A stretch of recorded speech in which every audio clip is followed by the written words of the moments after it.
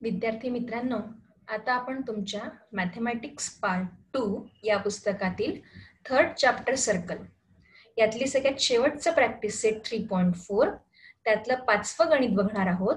प्रश्न काय आहे बघा. Prove that any rectangle is a cyclic quadrilateral. आता इथे ही डायग्राम आपण काढलेली आहे आणि समजा हा जो आहे हा रेक्टँगल आहे असं आपण म्हटलं. सध्या आपल्याला हा सायक्लिक आहे की नाही हे माहिती नव्हतं. ओके, मग सगळ्यात पहिल्यांदा आपण एक असा रेक्टँगल ड्रॉ करू. Okay, let quadrilateral A B C D is any rectangle. Okay, now in this rectangle we all know that all angles are of 90 degree. बरोबर आहे. बघा, क्वाड्रिलॅटरल एबीसीडी मध्ये आपल्याला तो रेक्टँगल आहे म्हणून सांगितलेलं आहे, म्हणजे त्याचे चारही अँगल्स 90 डिग्रीचे असतील. मग समजा हा अँगल 90 डिग्रीचा आणि हाही अँगल 90 डिग्रीचा, दोघांची जर आपण सम केली तर 90 प्लस 90 किती होईल? 180.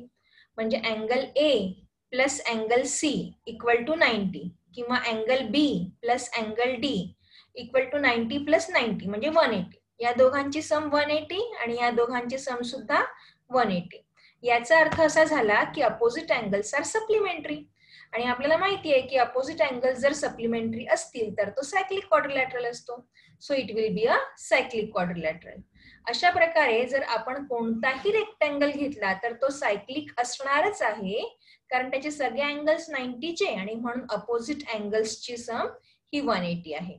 आणि मग आपण कॉन्व्हर्स ऑफ सायक्लिक क्वाड्रिलॅटरलचा यूज करून असं म्हणू शकतो की सायक्लिक क्वाड्रिलॅटरलच असतो. Any rectangle is a cyclic quadrilateral.